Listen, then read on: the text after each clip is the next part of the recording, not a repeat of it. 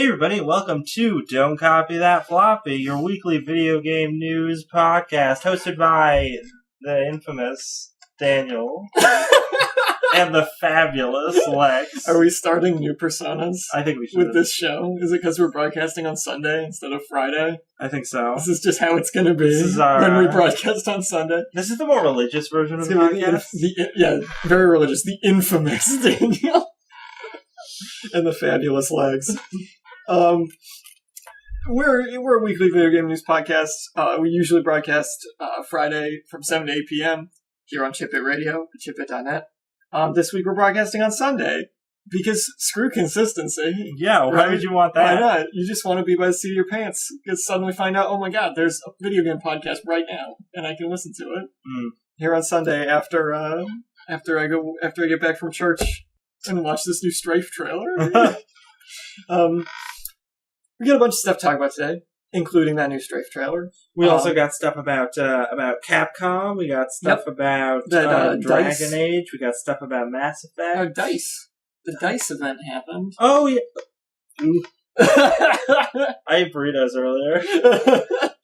Fantastic. But yeah, the DICE event. I forgot about that. I forgot that was happening. Then we got some stuff just about game releases, game-related announcements, things like that. We're going to talk about some upcoming video game releases and stuff that released like in the past week and junk too. So yeah, let's get right into it.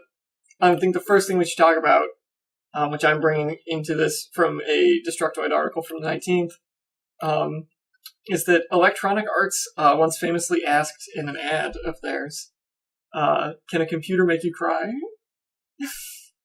And with the release of this newest trailer for Strafe, the goriest shooter of 1996, a shooting game that was kickstarted, I believe, last year, like middle of last year, like over the summer. Yeah, sounds right.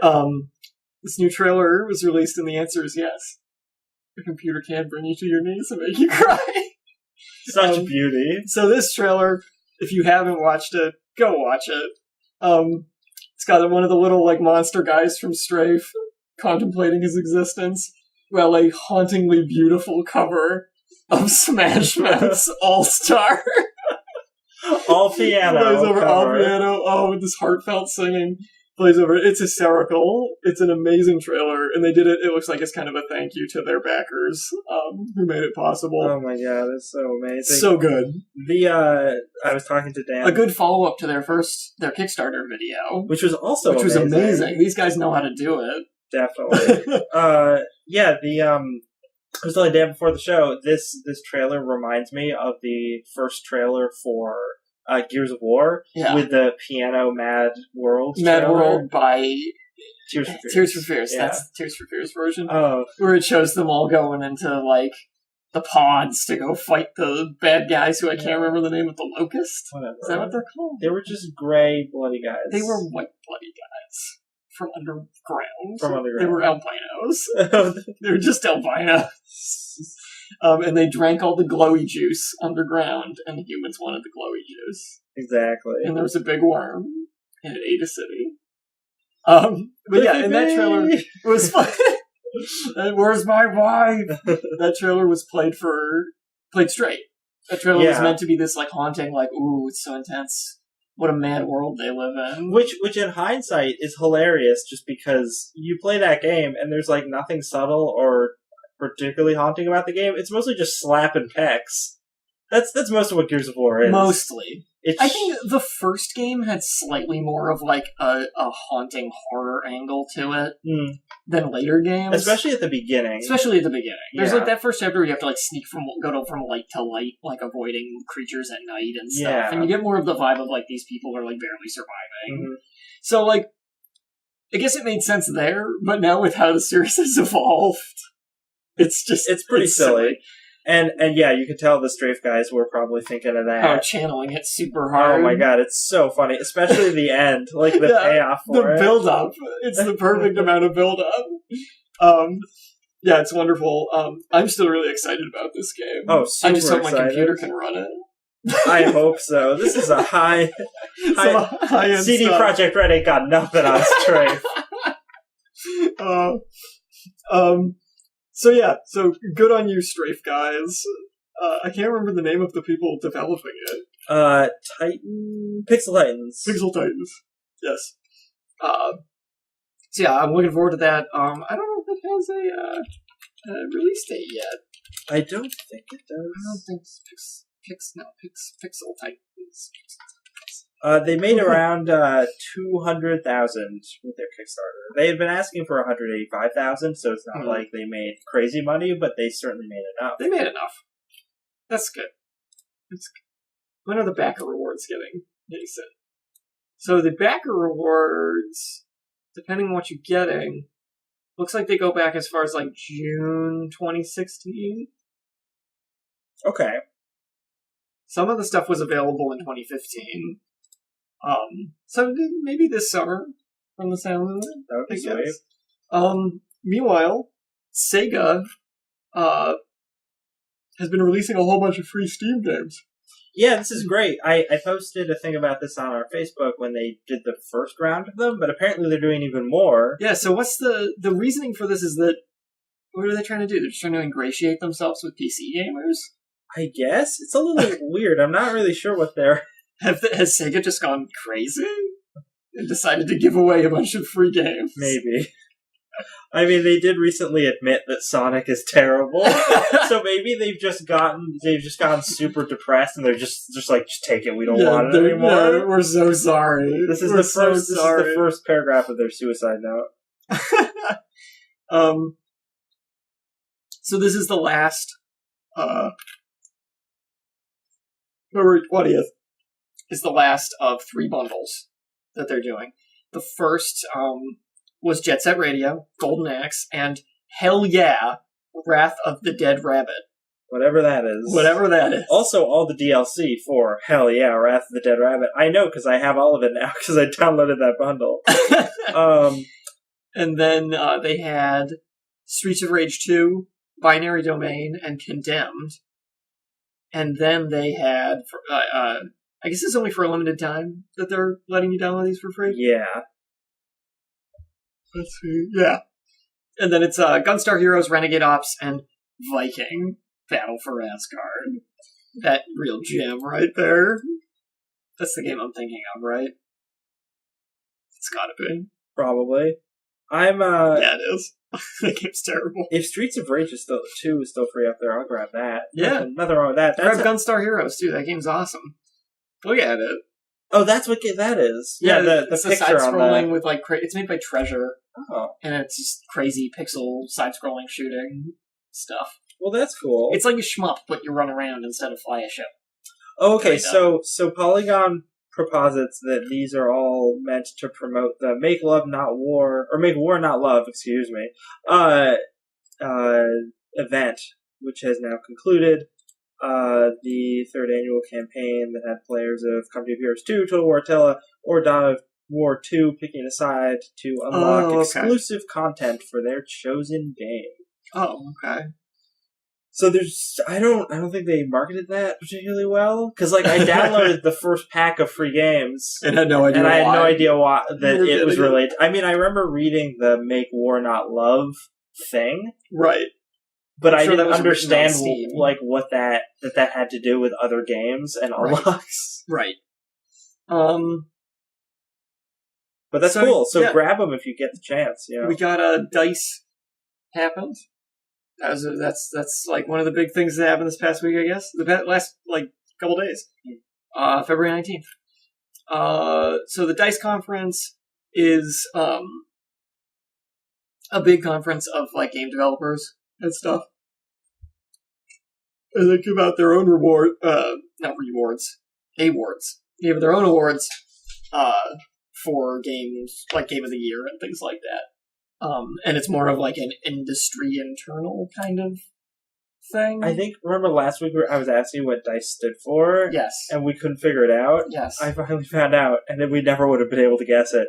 Design, innovate, communicate, entertain. Summit. So the Summit is a part of DICE. Okay, so it's a bunch of creative people. But yeah, I do like how it's not really an acronym for like a phrase. Yeah. It's just for a bunch of buzzwords. Yeah. Prosumers. They should be in there. DICE P. Yeah, We have the full list of winners for all the awards. Oh. And then there's also some stuff about Hideo Kojima, because he and Guillermo del Toro did like a keynote speech. Yeah, I need to thing, watch like, that. talk. Yeah, I want to watch it man, too. I haven't got a chance to yet. So they gave Game of the Year to Fallout 4. Which I just don't agree with at all. I expected it, I suppose. Guess, yeah. Action Game of the Year to Star Wars Battlefront, which I don't agree with at all. More like an action game of 5 minutes before you get bored with it. Seriously? Yeah. Not a better If action that could game. hold anyone's interest for anywhere near a year. Not a better action game than Bloodborne. I don't Oh. care. I do not care what you have to say. Just an argument to that. Bloodborne has way more going on. Or Metal Gear, even. It's a way better put together action game for that part of it. Fighting Game of the Year was Mortal Kombat. Sure. I guess we all expected that. Fine. Yeah. Family Game of the Year, Super Mario Maker. Sure. Whatever. Isn't it the same Should have as- been Splatoon, but, you know. Mobile game Fallout Shelter. Sure. Outstanding achievement in character. Lara Croft Rise of the Tomb Raider. Okay, that is... The Lara Croft games, they haven't been selling great. Like, the second one didn't sell that great. It's supposed to be quite good, though. It is, and we did a story on this at the time, and we were talking about how part of the reason for that was probably because Fallout 4 came out the same week. Yeah. But one of the things that I will definitely say in support of the Tomb Raider games is the art direction is amazing. Mm-hmm. And they do seem to have taken Lara Croft's character and transformed her from a bimbo. Which she was in the first game, so let's be honest here. She was a beautiful triangle-chested woman. Yeah. But now she's like actually a real person. Yeah, and her physical attributes are not the focus of her character. No. Yeah, so that's good. Good for them. Outstanding achievement in original music composition, Ori and the Blind Forest. Okay. I have not seen too much of that game. I've watched parts of it, and I honestly don't remember the music. I remember a lot of other things, like the art direction, the gameplay. Which it also won for art direction and animation. Yeah. Which I get.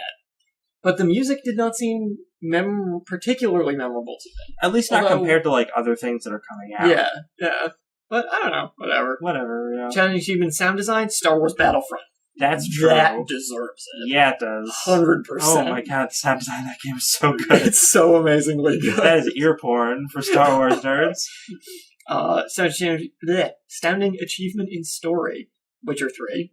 Witcher 3's got some story going on. It's got like 150 hours of story going on. I can't. Outstanding technical achievement, Witcher 3. It's got some graphics. It's got some graphics. It's got some open world. Some incredibly detailed open world. Dude, oh man, I always think back to that shot of when from the first trailer of when he's like sailing on that sail ship across like this stormy ocean. Oh my god. It's like, such beauty. So yeah, animation art direction was Ori.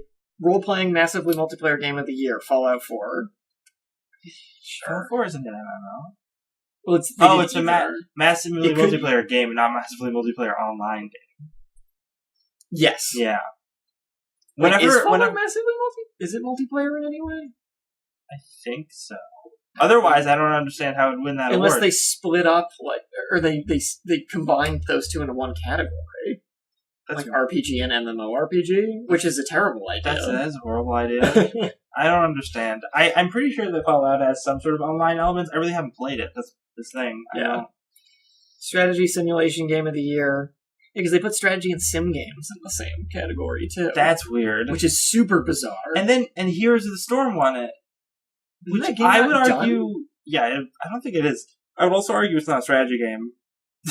It's a MOBA. And I guess you can call MOBA strategy games. I think that's a stretch. That's generous. Yeah, it's a bit of a stretch. Not to say there isn't strategy involved, but I don't think there's more strategy involved. It's the same amount of strategy as like playing Diablo multiplayer. It's like clicking on stuff and like using your abilities at the right time. I think you could argue there's a little more to it than that because of the way the maps are set up. Yeah. But I still think that putting it under the category of strategy game is still a little bit of a stretch. Yeah. Sports game of the year, Rocket League. We all expected that. I love that they're giving sports game to Rocket League because it's the only thing you can call a sports game that's remotely interesting that's come out in like a decade. What about FIFA? What about FIFA? What about the newest Madden? Come on. racing game. Forza 6. I mean, yeah, there were no other racing games. Excuse you, Drive Club? Oh, I'm sorry, I forgot about Drive Club. For the people who want to have sex with the car. That's what Drive Club's for. Maybe they should have just named Rocket League Racing Game of the Year. Outstanding Achievement Online Gameplay, Rocket League. Sure. Sure. Handheld Game of the Year, Helldivers. Don't even know what that is. Me neither. Google search that, Jock. I'm Google searching it right now. Wow, I still don't know what this is. A Vita game? Vita means life, Okay. No. You remove this from this category right now. Oh, I see what platforms they came out on. This game is on Steam, PS3, and PS4, as well as Vita. So it's on one mobile platform and three non-mobile platforms. I do not think so, Dice. Dice, you goofed. That's crap. You goofed real bad. That should be reserved for exclusively handheld games. And it's not like there aren't plenty of good handheld games, because as we talked, and we actually had a problem with this from the Game Awards. So they lump it with mobile. Yeah, how they lump mobile with handheld, but when you're just having handheld, you have all of the DS stuff. Yeah, and other Vita games that are actually Vita exclusives. Yeah. I mean, I understand those aren't very good. There's some good ones, but they're few and far between. But there's plenty of great DS games. Like, I don't understand. That's so stupid. Also, like, who's heard of Helldivers? Nobody's heard of Helldivers. If you've heard of Helldivers, don't tell me, so I can keep pretending nobody's heard of Helldivers. So I can remain correct in my ignorance. It has amazing reviews. It does have really good reviews. It has a 9 out of 10 on Steam. The Helldivers Conspiracy. Can you go to the Steam thing? I want to see how many reviews it has. You gotta enter your birthday, because this is a hardcore game. Helldivers is too hot. Why am I changing the day? Let's just change the year. 1979. 79. Should've gone with 69. Alright, that's 4,000. Okay. Over 4,000 very positive reviews. It's a MOBA. Is it a MOBA? It's a MOBA. And more or less. It looks like Diablo with guns. Sure. Okay. I don't know. Technical Impact Award. Microsoft Basic? So is that the reward that they give to, like, older stuff that they're honoring? I guess. Does that make sense? I don't know. I guess. It's not a video game. We're moving on. Adventure Game of the Year. MGS5? Isn't that sort of what it won at the Game Awards? It was like Action Adventure. It won Best Action Adventure. Yeah. They lumped those into one thing. Yeah. But just Adventure? Adventure games always struck me as more of like, you go through areas and it's kind of more like puzzles and like exploration and things, and like acquiring items to use along. Like Zelda is an adventure game. Metal Gear's not an adventure game. It's a lot of killing people. Metal Gear's an action stealth game. Mm-hmm. I don't play Metal Gear and think I'm going on an adventure. That was an open world one. I guess that's really the only rationale from that. Yeah. The open world in that game is very enclosed. Not worth being an open world. It's a very enclosed open world. Well, there's nothing in it. There's only things in the open world when you go to, like, a base. So it makes you question, like, shouldn't it just have been a bunch of bases? Yeah. There's no need for the in-between in most of the time. DICE Sprite Award to Rocket League. I don't really know what that is for. Technical Impact Award and the DICE Sprite Award. Oh, God. It will reward having a game disproportionate resources for development and exposure as compared to AAA titles. Represent a higher degree of risk tolerance. So it's a game that, like, did amazingly in spite of not being... So it's indie games that have done really well. Pretty much. Yeah.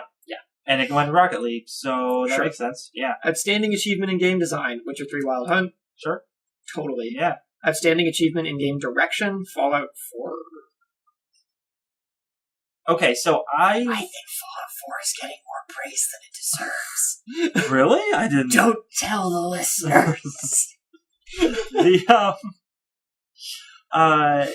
So I have to recurse this by saying I've not actually played Fallout 4, but I've watched a lot of Let's Plays of Fallout 4. Yeah. And yeah, like, I don't know, it doesn't seem... I mean, at least compared to games like The Witcher, it doesn't seem like it has amazing direction. Like, it's great, it's still a great game, but I don't... Well, I judge it partly based off of my past experiences, because I haven't played it yet either, but I've played like every Bethesda game prior to it, and based on how Bethesda's been going, it's not everything I've seen of it. It's not any different. It's just here's your Bethesda RPG. There you go. And when I say that, most people would say like, yeah, well, it's a Bethesda RPG. That's great. Who cares if it's just another Bethesda RPG? I care because their last several RPGs have been kind of mediocre. I don't think most of them... They have the games that release and everyone's like, oh my god, it's so amazing. But then about a year down the road, you look back on them and you realize how lacking they are. Yeah, and we see a lot of life with some of these games like Skyrim. It gets the modding community. Because of the modding community. I think that's the main reason. Because I think if the modding community wasn't there, people would have stopped caring about Skyrim a long time ago. Should we say a game like Skyrim is a great game because fans made it into a great game? I think that's a totally fair argument. Yeah. I think that it started out as a pretty good game. Because I feel like I judge these games not based off that. I'm judging them based off of the vanilla experience. Which is what you should be, because... that's what the developer made. And that's who's being awarded. Right, and saw fit to release. Yeah. And in that case, I think Skyrim's pretty mediocre. I think it's alright. I enjoyed it. It's fine, and it's a lot of fun, but I burnt out on it fast. Well, it's not Game of the Year material. No. Is the thing. You've seen everything in it pretty fast. It might deserve to be on a top 10 list. Actually, it does deserve to be on a top 10 list, I'd say. And it deserves to be up for Game of the Year, maybe, but I don't think it deserves to win Game of the Year. Yeah. So that's why we're kind of looking at Fallout 4 and being like, eh. Also, from a writing and directing standpoint, I feel like most of Bethesda's games are kind of weak. Well, it's because they're open world, they don't sort of put you on a story track. Yeah. So there's less emphasis on the direction, which is actually another reason why the Outstanding Achievement in Game Direction award is weird to me. Yeah. Because it makes more sense to give that to something like Metal Gear or The Witcher, because they're way more plot-focused. Right, and that's where the directing comes more into play, typically. It's like giving Outstanding Achievement in Direction to, like, Minecraft. Minecraft Story Mode. Pat Oswalt. But anyway, all of our qualms with these awards notwithstanding, overall, do you feel better about these or worse about these than the Game Awards? Worse. I think the Game Awards a lot better. I would agree. I think overall. Also, it's got the Dorito Pope. Dorito Pope goes a long way. But what do we know? This is where all the industry movers and shakers go. They do the thing. One thing I will point out about this: are there any Asian games on this list? There's one. There's Super Mario Maker. Yep. Can you name another one? I don't think I can. So we didn't see Bloodborne, we didn't see any other Nintendo titles. There's a bias here. We didn't see, any, there's tons of stuff that comes out of Japan. Japanese game developers get totally shafted over here as far as exposure. And it sucks. Because I think 90% of the time, Japanese game developers put more effort into their games. And make better stuff. There's a cliche that's come up around JRPGs where they're too formulaic, and I think that's certainly true of some of them. Yeah, but there's tons that break that. Yeah, and there's just such a volume of stuff that comes out of Japan, even besides Nintendo's products. Yeah. That, there's still plenty of companies like Platinum from Software as of late. Yeah. And everybody talks about Bloodborne and the Dark Souls games all the time. Yeah, these are companies that are really innovating and doing really interesting things with their games. Yeah. And, they get passed over. And in some award shows in the West, people just don't pay attention to them. So I don't know what a lot of the nominees were for some of these awards. So maybe there was a lot of Asian representation. I don't know if they do nominees at the DICE Awards. Oh, they just decide it? I think they just decided. Okay. Because, if The Witcher wasn't here, there would be no games from outside the United States. From developers outside of the United States. Oh, yeah, because there isn't even any, Oh, I guess, is Rise of... No, that's Square... Is that Square Enix? Or are they Ubisoft? I think that's Ubisoft. So I guess Ubisoft counts. Yeah, because they're French. Yeah, they're in Canada. Eidos, Montreal. So French Canada. But even so, outside of North America, we'd have nothing if it weren't The Witcher 3. And The Witcher 3 is about as as Western a game as you can. Oh, totally. Yeah. It may have more kind of Slavic mythology type things going on in it than you'd get in other things from over here, but other than that, it's it's like the most Western fantasy story kind of thing you can get, for sure. What else do I have in here? Del Toro and Kojima did a dice talk. Kojima drew eyes on his hands to be that creepy monster from Pan's Labyrinth. And Guillermo del Toro said, as only he can say, gaming is only limited by the bastards with the money. Good job, Guillermo del Toro. Telling it like it is. So, we're gonna, like you said, we have not watched this. This is an article from Destructoid that just has a few quotes from them. Del Toro said, "Storytellers look ahead to see what they can discover, and the money people look back. That's the safe route." As this says, Del Toro said to hunky moderator Jeff Keighley. Oh, because this is a Destructoid article. Yes, now it all makes sense. Exactly. He added that in terms of creativity, gaming is only limited by the bastards with the money. And then Keighley quoted Del Toro on previously saying he was done with games, and Del Toro responded saying, "Except with this man," as he gestured towards Kojima, "I'll do whatever the fuck he wants." Amazing. These guys are like best buds. I really hope that Kojima can't speak or understand English at all. So he was just standing there like... And he's never actually had a conversation with Del Toro that he's understood. Like, they've just hung out, and Del Toro has said things to him, and he just nodded. Hang out and watch anime and movies together. I really hope that's how their relationship works. Amazing. They did not make any sort of announcement, unfortunately, which a lot of people were hoping for. I think myself included. I think it's a little too early yet. Right. Kojima said he doesn't know what they would work on in the future. It's probably going to be hell. It's probably going to be really tough. And it's probably going to be a game or a movie. And that he does not care, but they'll do it. They'll do it. There was another article earlier in the week about how Kojima had been hanging out with Norman Reedus. Yes, I saw that too. I was going to bring that up. Yeah, so... I mean... So did the PT team just all make best friends with each other? I assume.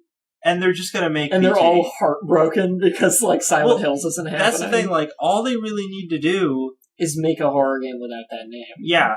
And I think that's what they're gonna do, especially since they've all been hanging out so much. Yeah. I have a feeling that's just make the same game, but without any Silent Hill IP attached to it. It'll be fine. Yeah. You'll love it. Yeah. I mean, it will be hard, though, without, like, financial backing from Konami. But they have Sony's financial back. They do. So... Yes, they do. I feel like it's entirely possible that that's what we're going to hear about in the next, 6 months. Yeah. Or maybe they'll just make a horror movie that's like that. I hope so. Or a game with a TV show tie-in. Kojima also went on record from an article the day before the DICE Summit, went on record saying that he would be the kind of person everyone hates in Hollywood. Oh no. Because he's got all these ambitious ideas.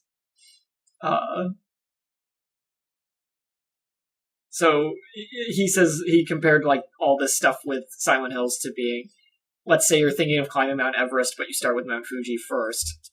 That goes well and it feels good. Then you're preparing to climb Mount Everest and you're just not allowed to go. You're just not allowed to go.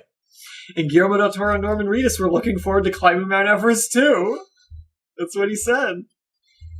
Now, was this the interview? I knew there was an interview with him where he talked about how he can't fail. Yes. Not in a bragging type way, but he cannot afford to fail. Yeah. So with this new stuff. he's pretty sure that the next project he's going to do is going to have to be a big project. It's going to be a make or break. And if it's because it's going to have to be big and high profile and AAA, there's going to be a lot of money put into it because that's what's going to be expected. Which means that if it flops, he's done. He's probably done. He's in bad shape. So yeah. He says that Del Toro and Norman Reedus gave him a lot of support through his toughest times. And that his toughest times of having a gag order on him, not being allowed to go on planes. He would like to do something with them before he dies. That was the weirdest quote. That's such a Japanese quote. It's snowing on Mount Fuji. This is like Kojima's death haiku. Japanese death poem. So yeah, I who knows what the heck they're gonna get into here. Kojima also said once things are on track and we get some leeway, I'd like to do movies, anime, virtual reality, and other things. I would be really interested in him making a virtual reality game. I'd be interested in him making an anime. His animes would be too coherent. Metal Gear is just an anime. I know. Yeah. But for an anime, Metal Gear is pretty coherent. Depends. There's some straightforward anime out there. Like One Punch Man. It's true. One Punch Man is... He's a man who punches things. It's literally just the title of the anime. It's really like, all you need to know. It's like as straightforward as you can get. He says also he's gotten tons of offers from tons of studios and people, but, you know, he needs to pick and choose what he's going to go with and what he's going to do. And he obviously wants to keep his independence as far as Kojima Productions goes. Yeah. To some degree. All I want, I think I talked about this last week, I don't remember, or maybe I sent somebody else this, if he just goes to John Carpenter and he's like, hey, let's make a sequel to Escape from New York. And then they just make a sequel from Escape to New York, or Escape from New York together. That's if he's going to make a movie, that's all I want to do. Get Kurt Russell in there. Kurt Russell's... He's very old. He's old, but he's still got it. Yeah. Dude, he's going to be in Guardians of the Galaxy 2. Really? Yeah. And what? And he's probably going to be Star-Lord's dad, because I don't see what other role he would be playing in that movie. That's fine, though. I love Kurt Russell. I know, and he seems like he's perfect for that role. Yeah, totally. Amazing. It's going to be great. Kurt Russell stars in one of my favorite movies of all time. John Carpenter's The Thing. See, I was going to say Big Trouble in Little China. I like that one, John Carpenter's Big Trouble in Little China. So John Carpenter, Kurt Russell, just like best buds. Exactly. It's in all of his movies. Yes. Oh, man. So, as far as developer drama goes, we also have... Oh, BioWare. As BioWare news from February 15th, Mass Effect Andromeda has seen its lead writer depart for Bungie. Chris Schlurf? Schlurf? That's a weird name. Schlurf, maybe? It's still a weird name. Mr. Schlurf, I'm sorry if we're saying your name wrong. So he was hired to be the head writer on Andromeda. He was there for, I think, like 5 months. Yeah, it was a surprisingly small amount of time. And then he left, and he was super happy about leaving. He said it was one of the best experiences I've had in my career, and Mass Effect's gonna blow people away. Oh. But people are speculating that they're trying to figure out, like, did he leave on good terms? From the tweets, we can only assume that. Yeah. But it's odd. Because, see, one of the things I was reading about this proposited that a lot of writers that work on video games will be brought in to do, especially with like RPGs, like a Mass Effect thing, they'll be brought in to do certain story arcs that they will write. True. That deal with certain characters, and then after they're done with that, they'll leave. But he's the lead writer. He's the lead writer, so that argument doesn't really make sense for him. Yeah. Because, like, I would get it if he was just one of the writers. That's totally different. And this is weird in, especially following the fact that senior development director Chris Wynn also left the company back in December, and he was like the guy on Andromeda.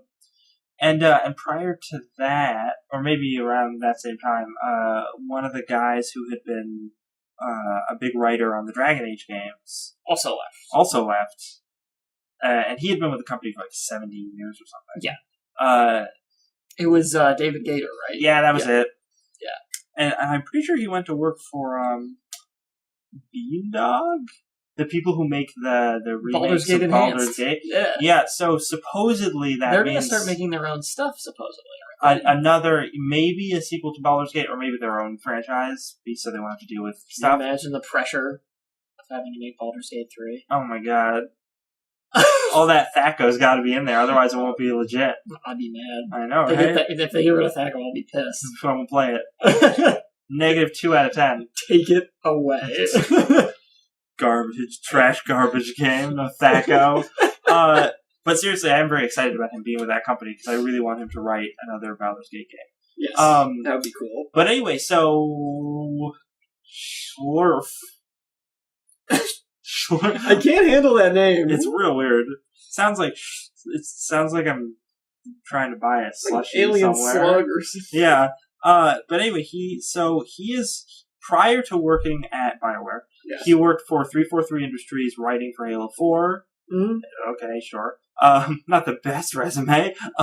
And now that he has left, he has gone to work at Bungie. Yes. So the other speculation about this is that he was in the middle of being the head writer at BioWare, and then Bungie scouts came in and were like, "We'll offer you 3 times as much money to work for us." And he's like, "See you guys." Yeah. And he just left. That all seems maybe the most possible thing to me. Yeah, I suppose. But that means he'll probably be working on Destiny. And if he's a good writer, that's exactly what Destiny could use. I was just going to say, Lord knows that's what Destiny needs. So hopefully that will all work out. I have heard that the Taken King, that last expansion to Destiny, was actually quite good. Oh, it's been getting much better reviews than previous content. Yeah. They stepped their game up with that one, for sure. Let's see. This year's E3, 2016, is going to have a PC gaming show again. Oh. Master Race coming back. They're doing it again. Because they did do this in 2015. But I thought that their show was not very good. The host was kind of obnoxious, and he kind of rambled, and the whole thing dragged on for a very long time. And they didn't have... Yeah, it was like 4 hours long, and they didn't have that many guests. So they would bring a guest out, and that guest would be there for like 45 minutes. And it felt like they would run out of things to say, like halfway through that amount of time. So overall, I thought the PC show was pretty weak. So I'm almost surprised they're doing it again. But it said PC Gamer in this announcement. This is from February 12th, so this is a little bit older. Acknowledged the problems of last year's overlong show. Saying this year's show will be more focused and packed with tons of new announcements and exclusive reveals. So that's good. They're not going to do another 4-hour slog of, like, nothing. But we will wait and see. Do you think Bethesda's doing the show again this year? They probably will. Yeah. They've got to talk about that Fable card game. Or that, what is it called? The Elder Scrolls card game. Yeah, whatever it's called. Yeah, Hearthstone. Elder Scrolls Hearthstone. Elder Scrolls Hearthstone. Yes. They gotta talk about that. They gotta talk about They're not gonna make that game. I really hope they don't make that game. It's a waste of their time. So Street Fighter V came out. So Street Fighter V came out. They had a pretty bad week. Yeah. They were released on February 16th. What we should stress about this is the game is great. The game itself, super solid. Gameplay, super yes. good. Gameplay yes. wise. The problem is, obviously, online play is a big thing with fighting games nowadays. Yes. Their online was not online. So they also, what they did was they, when they released the game, a lot of early criticisms leading up to release was that the game did not have any kind of arcade mode. Right. Its story mode was something you could beat in like 10 minutes. Everything's coming. The story mode's incomplete. Okay. The story mode as it's supposed to be is not even released yet, as far as I know. And I think... But yeah, there's all these criticisms because they're like, there's nothing in this game. It was pretty much just the online component. Yeah. And part of the reasoning that Capcom had for that was that this is a game that's geared more toward competitive players. Right. So they'll just fight each other, and that's all they'll do. That's all people want, and they can release the game as it is. It's ready to be released as just a fighting game where you sit down and you fight against your friends. Yes. Or online. And this would have been fine, except their servers didn't work. Yes. So no one could fight online, so the game was essentially a brick, because there wasn't really anything to do with it. However, that was just for its first week. It looks like now, they've been addressing it very quickly. Yeah, as of like a couple of days ago, they have gotten their server situation pretty much sorted out. Yes. But what was interesting, I was reading back, and when they did the testing for this game, the beta testing, and people were playing in that, they cited lots of the same problems with the servers. So it's not like Capcom wasn't made aware that this was happening. Like, they had a test to see what didn't work, and everyone was like, oh, the servers don't work very well. Capcom was like, okay. And then they released the game, and none of those problems have been fixed. So that looks pretty bad on Capcom's part. Yeah. To be fair, way fewer people playing the game prior to release. On the betas and stuff. Yeah. So perhaps they underestimated the server load of day one. Yeah. But that happens with games all the time, and it confuses me as to how developers keep underestimating the server load day one. What's weird is, like... It happens with MMOs and stuff, too. And this always baffles us, because it's not like companies don't have data for how many people are logging on. No. And because things like... fighting game, like this is the 5th Street Fighter game, and they've been doing it online for a while. Data nowadays. Yeah, so almost everyone buys their games ahead of time, so you can just look at that and be like, look how many people bought the game. We should make sure that these people can play online day one. Yeah, we should. If X people bought the game, we need to make sure that at least X people can be online all at the same time and have the game run smoothly. Yeah. But for some reason, a lot of companies just can't seem to plan for that because it's. I mean, I don't. I'm sure logistically it'd be very expensive. Oh yeah. To make sure that this can happen. Totally. I'm not trying to diminish how difficult it is to run these servers. I'm just saying, like, there are ways you can prepare for this. Mm-hmm. Definitely. So at least they've been fixing it. And all the other content that people say is lacking is going to be rolling out in the next few months. Already in March, they're adding the first of the other 6 characters. I believe that's when arcade mode's coming out as well. So this content's all on the way. I think story mode's coming out in June. And the reason story mode's been delayed is because they're doing a Mortal Kombat X style story mode that's like actually a story. Oh, that's interesting. With cinematic cutscenes and things like that. So that's cool. Yeah. You're gonna get your own little Street Fighter movie, essentially, in the game. It'll never be good as the original Street Fighter movie. Now, are we talking about Street Fighter anime movie? No. Or are we talking about... We're talking about Van Damme all the way. Street Fighter 1994. Street Fighter The Ultimate Battle, as it is subtitled. Damn, I came expecting a man. But instead... So love it. I love that movie.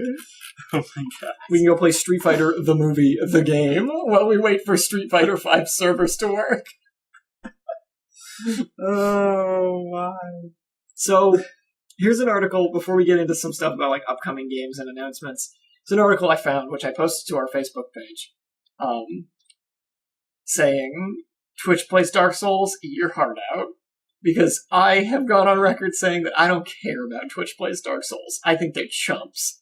I think they cheated their way to victory, and I don't care how hard it would have been to do it without doing it the way they did. But this man, I can respect. He's a true hero. Twitch streamer The Happy Hobbit, who regularly shares his Dark Souls playthroughs on his Twitch channels, broadcast a playthrough of the game where he did not get hit once. He took no damage for an entire Dark Souls playthrough. That's bonkers. Like, I've played that game a few times. That's insane. I do not know how this man did that. But you can watch it. It's archived. You can watch him play the whole game. Take no damage. He claims to be the first person on record to finish the game untouched, and he is currently planning a follow-up stream where he will complete a second no-hit run. So, Happy Hobbit, like, eat it, Twitch plays Dark Souls. Yeah, Happy totally. Hobbit made you look like a chump. He's so good.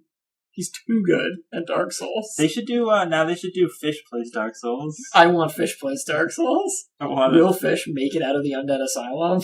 No. No. The answer is no. But it would still be really fun to watch that stream.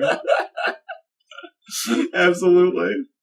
You gotta wait till Dark Souls 3 comes out. Get current. Have Fish play Dark Souls 3. On release night. That's the release night. Fish will get invaded by other players. Fish will get swatted at one point. Oh no. So, This was an interesting story I found. Did you ever play Star Wars Republic Commando? I did. I love it. I liked it. I thought it was okay. It's a fun game. It's one of those games that, like, I'll play it for a couple hours and I'll be like, this is fun, and then I won't pick it up again for, like, a year. Yeah. It's, the multiplayer is terrible. Oh, it's real bad. Unquestionably awful. The core, like, the story is pretty good, though. I thought it was neat. Yeah. It was a fun little Star Wars game. It was a different Star Wars game, which was nice. A Star Wars game where you see a super battle droid and you start to sweat. Because that's bad news. Yeah. Or like a destroyer droid or something. It's like, it's cool. So this is weird. The developer of Republic Commando says that, so there's, at the end of that game, one of the 4 main characters, it's a commando team of 4 clone troopers, and one of them gets left behind on the Wookiee homeworld of Kashyyyk. It's a lovely place. He gets left behind, and they're all like, we gotta go back for him, and then Yoda's like, no. Yoda, how could you? Well, Yoda doesn't say that. Somebody else says that. Then Yoda's like, begun this Clone War has. And, etc. And, it was never revealed in anything whether or not, Sev, the sniper, survived. So the prevailing assumption is he was dead. And this, I'm interested in this because I'm a big Star Wars geek, and because I played this game. So I was just assumed he was dead.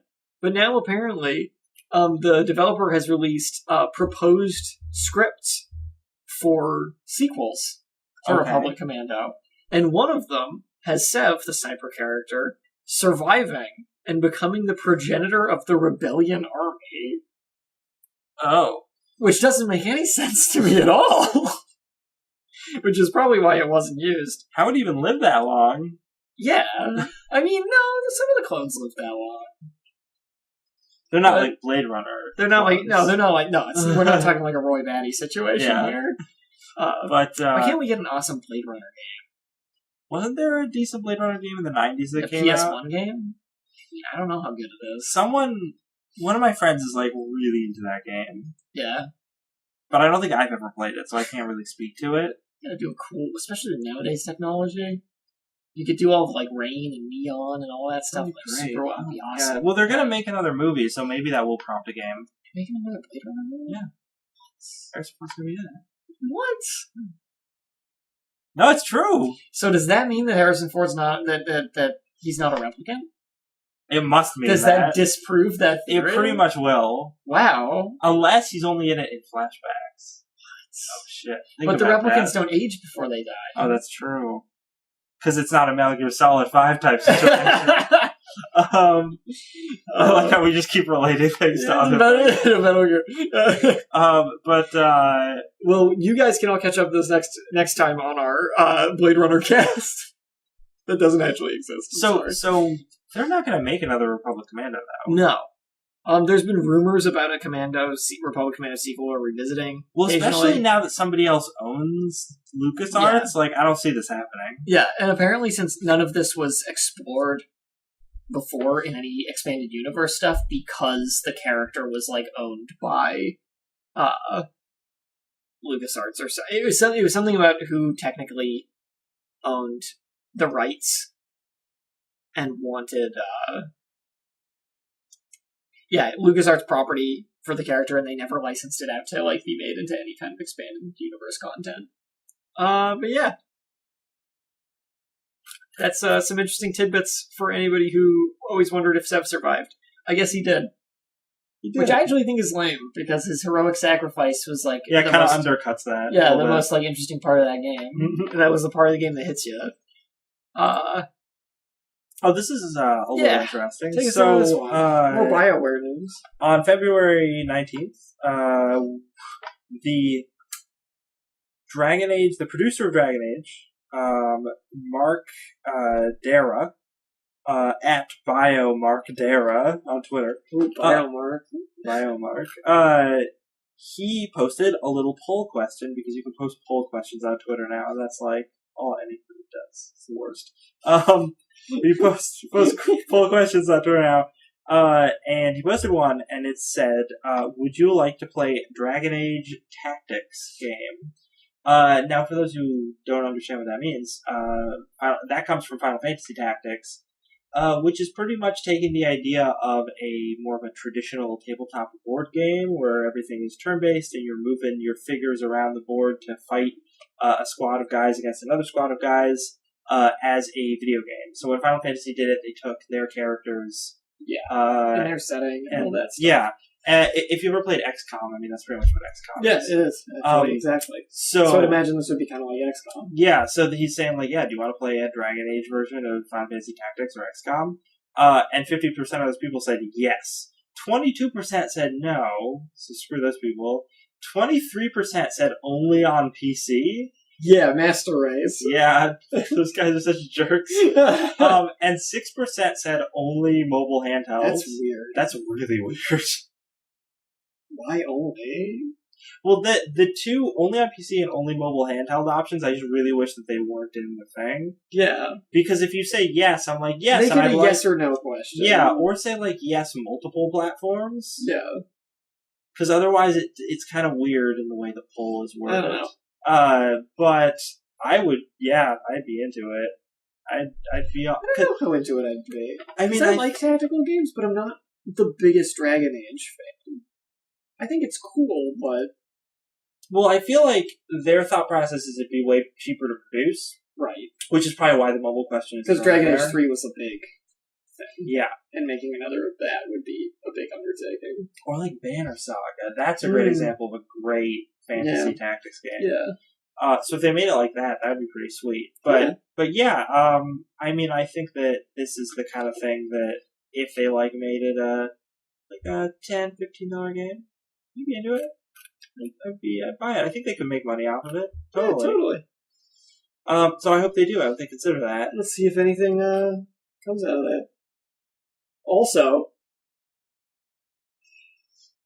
excuse me, when he was asked if the theoretical game would have romance options, he said likely. What? It's a tactics game. Tactical romance. Tactical romance. Oh, it should be tactics / dating sim? Dating sim. Yeah. I agree. Like Fire Emblem. Like Fire Emblem. They mentioned Fire Emblem in this article. Yeah, that's another great tactics game. Mm-hmm. If you're looking for some more examples. Guess what, Minecraft fans? You can now spend $30 a month on a Minecraft-specific Loot Crate service. Okay, so, call me crazy, I was positive this already existed. Really? I was, sure that there was already a Minecraft Loot Crate. Because this is being done by Mojang. I think it's just because the Loot Crate company has done a lot of Minecraft-themed ones in the past. Yeah, that is true. But no, now Mojang is getting into it with their $30 a month Mine Chest. It's in their beta phase right now. Can I just say real quick, I don't understand the appeal of Loot Crate. Because I'm not saying that some of the stuff isn't cool. Yes. But usually... I don't understand the appeal of subscribing to it for huge chunks of time. Yeah, for 6 months, I would never do that. No. Because what if you get a bunch of crap you don't care about? Well, that's the thing. Even when there's cool stuff in it, I'm always like, oh, that comes with a t-shirt that I really like. I'd rather just go out and buy that t-shirt and not get all the other crap. But sometimes you can't buy that t-shirt. Sometimes they're exclusive things. That's fair. Because I've gotten a couple Loot Crates. I think I got 2. And I got one of the Loot... Yeah. I got one of the new Loot anime boxes they did. Because it had, there was, last month, it had a bunch of stuff that I actually like. Because it had, Dragon Ball stuff, Kill La Kill stuff, Steins Gate stuff. There was a bunch of things. Oh, I like all those things. So I mean, Dan, you're always a slut for anime. I am. I can't get enough. I want it all over my body. Yeah. Can I just, as a side note, point out one of the best memes I've seen in a really long time? Is it pretty dank? It's pretty dank. My friend posted it to Facebook, and it's Mulder of Scully and Mulder from the X-Files, and it's just him sitting at his desk talking, and the dialogue quote is, "I'm always a slut for aliens." And I was like, that encapsulates everything about that show. Beautiful. Amazing. But, so, the chest, the little thing you get for Minecraft, it looks like a chest from the game, and they got, You get t-shirts, you get items like figures and recipes. I know that Are these people recipes love... for real food or recipes for things in Minecraft? I assume it's things in Minecraft.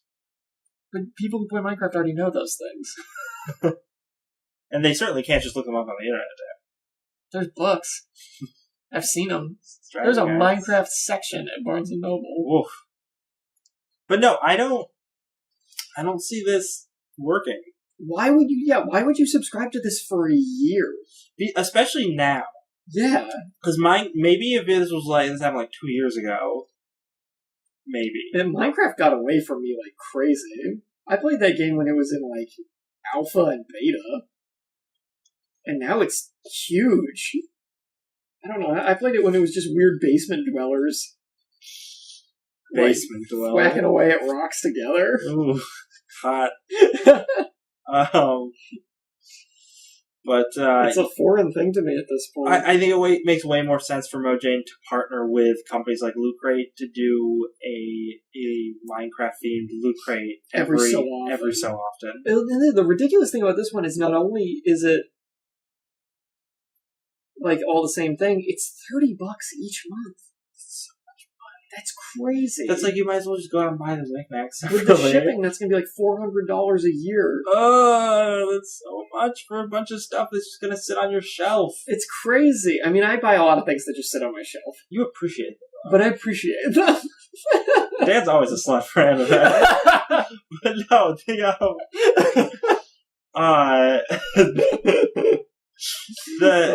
but I mean, maybe people will appreciate all of those little knickknacks, but I can't understand it. And it's like you say you're getting it for your kid or something, but your kid doesn't need all that shit. No, they're not going to appreciate any of that. No, they probably already have all this Minecraft merchandise, their foam pickaxes and stuff. Yeah, and they're going to enjoy it for like 5 minutes, and then they're never going to look at it again. Alright, the takeaway from us talking about this is Mojang, this is stupid. You're so greedy. You already make so much money, just leave it alone. Seriously. Why don't you put some of this innovation into working on another game? How about that? What if you did that? No. No. What would they even do, though? The creator of Minecraft left.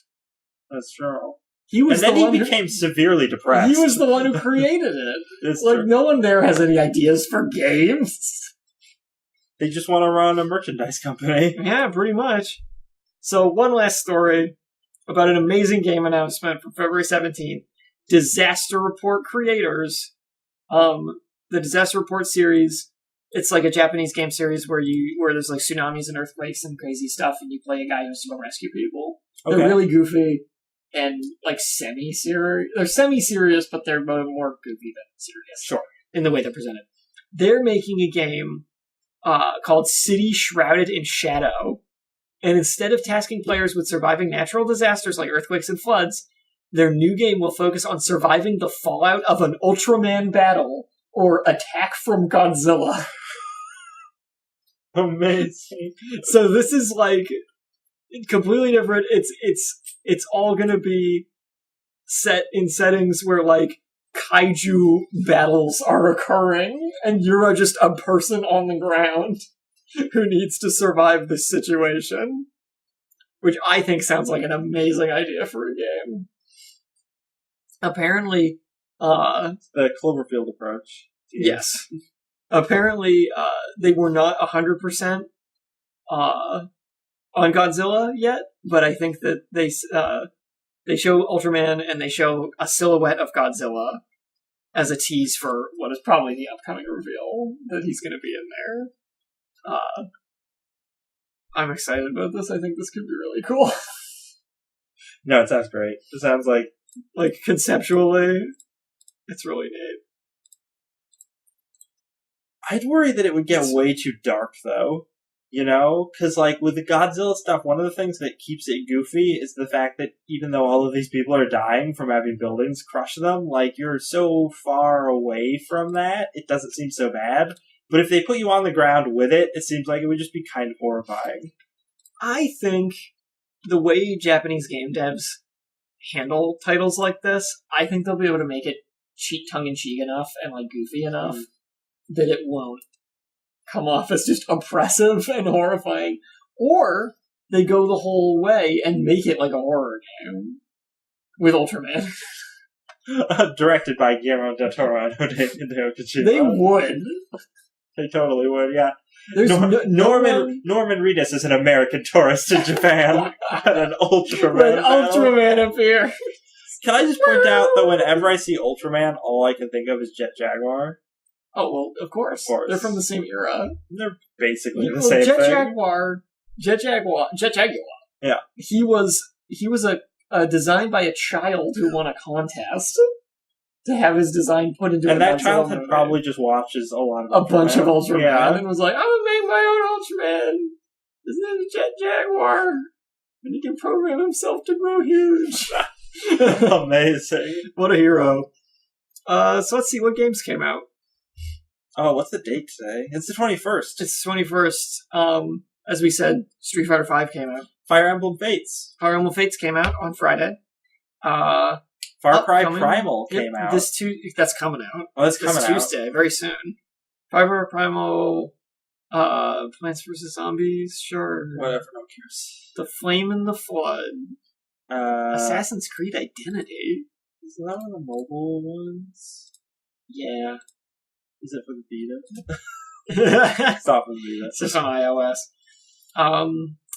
Super Hot. Oh, yeah! Super Hot. I'm very excited. So that's coming out. That game's supposed to be a VR title, but it is coming out before VR stuff releases. But I'm assuming it is still supporting all of that stuff. I guess we'll see.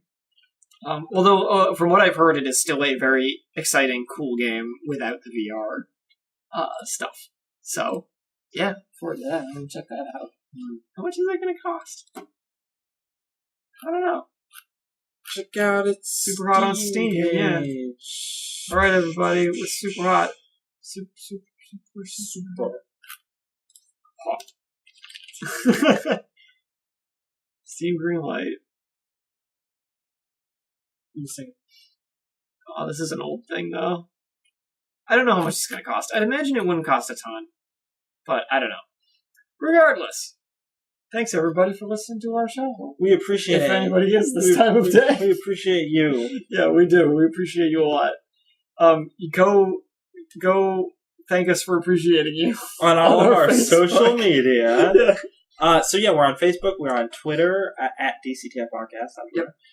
We're on Steam, we're on YouTube, and we're on iTunes. You can get Show Archive on iTunes, as well as on chipit.net. Yeah. The website where Chipit Radio is. Check that all out. And usually we are Fridays, 7 to 8 p.m. live, each week. So yeah, thank you for tuning in, and until next week, remember, Don't copy that floppy. Remember, don't copy that floppy.